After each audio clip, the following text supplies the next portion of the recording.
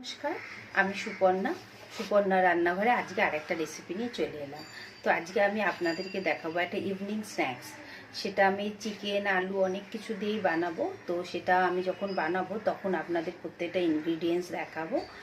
আর আমার রেসিপিগুলো আপনাদের কেমন লাগে সেটা নিশ্চয়ই আমাকে জানাবেন। আর আমার একটা চ্যানেল আছে ইউটিউবে, সেটার নাম হচ্ছে শেফ সুপর্ণা কার্কি। সেখানে গিয়ে প্লিজ আপনারা সাবস্ক্রাইব করবেন আর রেসিপি দেখবেন। আর এখানেও আমার পেজটাকেও আপনারা লাইক করবেন, ফলো করবেন, কমেন্ট করবেন। আর ভেজ রান্না দেখতে চান কি নন ভেজ রান্না দেখতে চান সেটাও আমাকে বলবেন। তো আজকে আমি একটা আপনাদের নন ভেজ রান্নাই দেখাচ্ছি, একটা ইভিনিং স্ন্যাক্স। আর এখন তো চলছে, আমাদের রোজা চলছে, ইফতারির জন্য এটা খুবই স্পেশাল হবে। বা বাচ্চারা স্কুল থেকে এলো, ওরা এখন ভাত টাত খেতে চায় না, তো ওদেরকেও এটা ইভিনিং স্ন্যাক্স হিসাবে দিতে পারবেন। বা বন্ধু বান্ধব এলো বাড়িতে, কফি চায়ের সাথে ইভিনিং স্ন্যাক্সের মতো এটা খুব সুন্দর টেস্টি খেতে হয়। আর বেশি কিছু লাগেও না, বাড়িতে যেসব জিনিসপত্র থাকে সেসবই থাকে। তো চলুন এখন আমি আপনাদের এই চিকেন মানে আলু দিয়েই বানাবো এটাকে, চিকেন আলু টিক্কা কিভাবে বানাবো সেটা এখন আমি আপনাদেরকে পুরো করে দেখাবো। দুটো আলুকে আমি মাঝখান দিয়ে দেখুন কেটে নিয়েছি, আর এটাকে একদম সেদ্ধ করে নিয়েছি। এখন আমি এই পিলারটা দিয়ে আলুটাকে পুরো এইভাবে গ্রেট করে নেব। আর আমি আলুটা যখন সেদ্ধ করেছিলাম তার মধ্যে অল্প একটু নুন দিয়ে দিয়েছি। এইভাবে আমি পুরো আলুটাকে এখন গ্রেট করে নিচ্ছি। আলুটা আমি ভালোভাবে গ্রেটার দিয়ে গ্রেট করে নিয়েছি। আর এখানে আমি কিছুটা চিকেন সেদ্ধ করে নিয়েছি নুন দিয়ে। আপনারা যদি ভেজ করতে চান তাহলে এখানে নুনটা বাদ দিয়ে, চিকেনটা বাদ দিয়ে দিতে পারেন। এখানে আপনারা সয়াবিনকে সেদ্ধ করে একদম ছোট ছোট ছোট ছোট টুকরো করেও নিতে পারেন, বা সয়াবিনের যে চাংসগুলো পাওয়া যায় সেটাও নিতে পারেন, বা পনিরটাকেও গ্রেট করে মেশাতে পারেন। তো চিকেনের জায়গায় যারা ভেজ খেতে চান তারা এই অপশানগুলো এর মধ্যে দিতে পারেন। আর দেখুন আমি একদম চিকেনটাকে পুরো সেদ্ধ করে নিয়েছি নুন দিয়ে। তো আপনারাও তাই করবেন। পনির হলে এমনি দিয়ে দেবেন, আর চাংস হলে ওর মধ্যে একটুখানি নুন দিয়ে ওটাকে আগে সেদ্ধ করে নেবেন। এবার আমি আপনাদের একটা জিনিস দেখাচ্ছি, আপনারা হয়তো জানেনও, আমার হয়তো মনে হচ্ছে আপনারা জানেন না সেই জিনিসটাকে। এটার নাম হচ্ছে আমাদা। এটা একদম আদার মতো, কিন্তু এটা পুরো টক টক। এটার নাম হচ্ছে আমাদা। এটা বাজারে পাওয়া যায়। তো আমি এটাকে নিয়ে নিয়েছি। এটাকেও আমি এই গ্রেটার দিয়ে গ্রেট করে নেবো। এটাতে কী হবে, একটা আদারও স্মেল আসবে আর একটা টক টক স্মেল আসবে। এই টিকিয়াটাতে খুব সুন্দর খেতে হবে। একদম কাঁচা আমের যেই গন্ধটা বেরোয়, দেখুন ওইরকম একটা গন্ধ বেরোচ্ছে। তো আপনারা যদি এটা পেয়ে যান বাজারে তাহলে খুবই ভালো। এটার নাম হচ্ছে আমাদা। আর যদি না পান তাহলে এখানে আপনারা চাট মশলা দিয়ে দেবেন। আমাদা যেটা বলছিলাম, এই যে দেখুন এরকম দেখতে হয়, আর ছাড়াবার পরে এই যে এই রকম দেখতে হয়। তো এটাকে বাজারে আপনারা একটু খুঁজবেন, হয়তো পেয়ে যেতে পারেন। তো এটাকে দিলে এই যে দেখুন একদম আদার মতনই দেখতে হয়েছে, কিন্তু একদম টক টক হয়। আর যদি এটা না পান তাহলে এখানটাতে আপনারা চাট মশলা দিয়ে দেবেন। এবার আমি এর মধ্যে একদম ছোট ছোট করে গাজর দিয়ে দিচ্ছি। এবার আমি এখানে কিছুটা পেঁয়াজ দিয়ে দিচ্ছি, ক্যাপসিকাম দিয়ে দিচ্ছি, আর আমি দিয়ে দিচ্ছি এখানে কাঁচা লঙ্কা। এই সব কিছু এখন আমি এর মধ্যে দিয়ে দিলাম। দিয়ে এবার অল্প করে নুন দেবো, কারণ আমি চিকেনটাতেও নুন আছে আর আলুটাতেও আমি নুনটা দিয়েছি। এই যে বেশি নুন দিচ্ছি না, অল্প করে নুন দিচ্ছি, পরে যদি নুন লাগে তখন আবার দিয়ে দেবো। ঝালের জন্য আমি এখানে গোলমরিচ গুঁড়ো দিচ্ছি।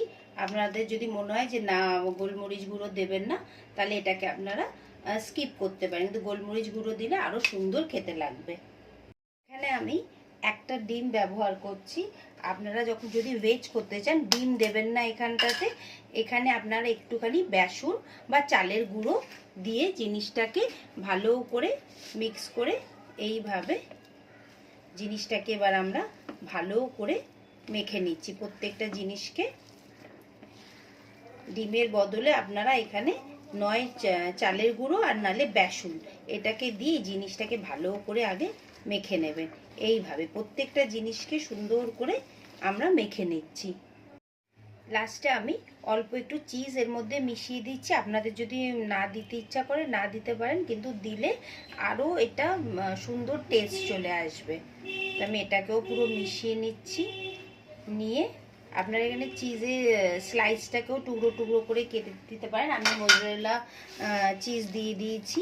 দিয়ে জিনিসটাকে ভালো করে আরেকবার আমি এইভাবে মেখে নিচ্ছি। আর আমাদের লাগবে একটু ময়দাকে জল দিয়ে আমরা গুলে নেব।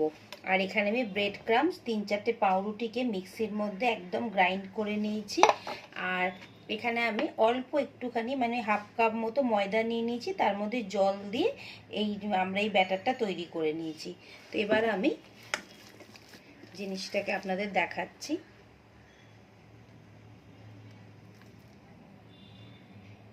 এবার আমি জায়গাটা অ্যাকচুয়ালি ছোট আছে, সেজন্য একটু অসুবিধা হচ্ছে, তাও আমি আপনাদেরকে ভালো করে দেখাচ্ছি।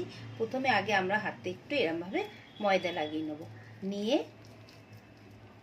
শেপটা আপনাদের যেমন মনে হবে আপনারা তেমন দেবেন। এরকমভাবে একটা শেপ দিয়ে দিলাম। দিয়ে এবার এই যে দেখুন আমি এখানে একটুখানি ময়দাটা গুলে রেখেছি, এই ময়দাটার মধ্যে আমি ডিপ করে দিলাম। দিয়ে জিনিসটাকে আমি আস্তে করে তুলে এই ব্যাটারটার মধ্যে মানে এই বিস্কুট গুঁড়োটার মধ্যে আমি দিয়ে আস্তে আস্তে হাত দিয়ে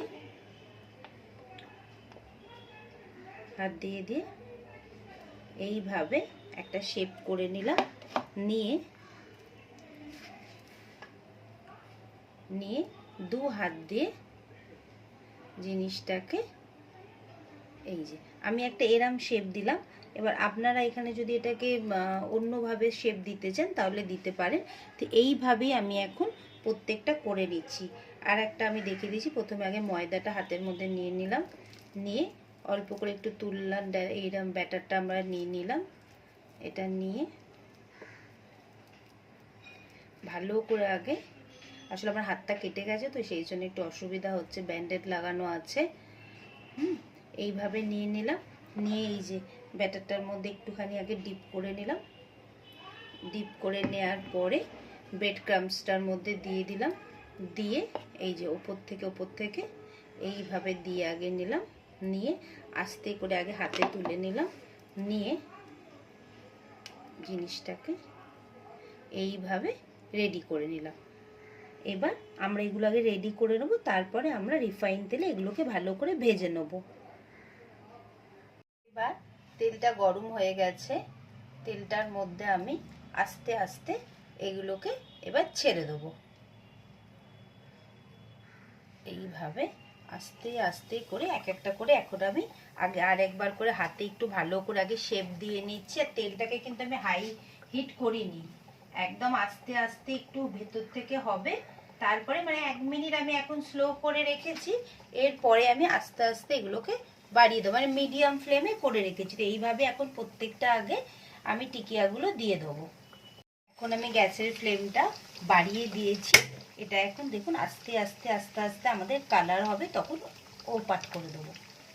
এবার আমি আস্তে আস্তে জিনিসগুলোকে উল্টে দিচ্ছি, একদম লাল করে ব্রাউন কালার করে আমরা ভেজে নেবো। একটু তেল ব্যবহার হবে, কিন্তু এটা টেস্টটা ভীষণ সুন্দর হয়। আপনারা অবশ্যই এটা বাড়িতে ট্রাই করবেন। আর দেখবেন সন্ধ্যেবেলা চা কফির সাথে খেতে এটা খুব ভালো লাগে। বা আপনারা যদি কখনো বার্গার মানে বাড়িতে বানান, তো বার্গারের যে মিডিলে যে প্যাটিটা লাগে আপনারা কিন্তু এটা দিয়েও করতে পারেন। মানে এটা দিয়ে অনেক রকমভাবেই খাওয়া যায়। তো আমি আপনাদেরকে 2 রকম বলে দিলাম। এক তো বার্গারের প্যাটি বানাতে পারবেন আপনারা, আর এক তো এটা একটা আলু টিকিয়া, এটা চা কফি দিয়ে খুবই সুন্দর লাগবে খেতে। দেখুন কি সুন্দর ভাজা হয়ে গেছে। এবার আমি এগুলোকে তুলে নিচ্ছি। এইভাবে একটা টিস্যুর ওপরে আমি তুলে আপনাদেরকে একবার দেখিয়ে দিচ্ছি। কেমন লাগলো রেসিপিটা আমাকে নিশ্চয়ই বলবেন কিন্তু। আর বাড়ির রাস্তার চপের থেকে আমার মনে হয় বাড়ির জিনিসটা বেশি ভালো টেস্টি হবে। তো আমি এখন আপনাকে আগে তুলে আপনাদেরকে দেখাচ্ছি কেমন লাগলো, আপনারা বলবেন ভিডিওটা। এটা কিন্তু চটজলদি হয়ে যায়, এরকম নয় যে প্রচুর সময় লাগবে। এবার আমি আপনাদেরকে এটা দেখাচ্ছি, দেখুন কেমন সুন্দর দেখতে হয়েছে। দেখুন চটজলদি আমাদের চিকেন আলু টিক্কা রেডি হয়ে গেছে। খুবই সুন্দর দেখতে হয়েছে, আপনারা অবশ্যই বাড়িতে করবেন। আর যদি কেউ মনে হয় যে চিকেন আলু টিক্কা খাবেন, আর এই যে কফিও তৈরি হয়ে গেছে, তাহলে চলে আসুন, একসাথে একদম সন্ধ্যাবেলা ইভিনিং স্ন্যাক্স খাওয়া হয়ে যাবে। আর আপনারা অবশ্যই রেসিপিটা ট্রাই করবেন। আর আমার চ্যানেলটা যদি আপনাদের পছন্দ হয় তাহলে লাইক কমেন্ট সাবস্ক্রাইব করবেন। আর আমার ইউটিউব চ্যানেলটা একবার করে ভিজিট করবেন গিয়ে প্লিজ, আর সাবস্ক্রাইব করবেন। আর এটাকে যদি ভেজ দিয়ে করতে চাই তাহলে আমি সেগুলোও বলে দিয়েছি, আপনারা ভেজ আইটেমও করে খেতে পারবেন। তো চলুন, আবার আমি আরেকটা রেসিপির সাথে খুব তাড়াতাড়ি দেখা হবে। কেমন লাগলো নিশ্চয়ই বলবেন।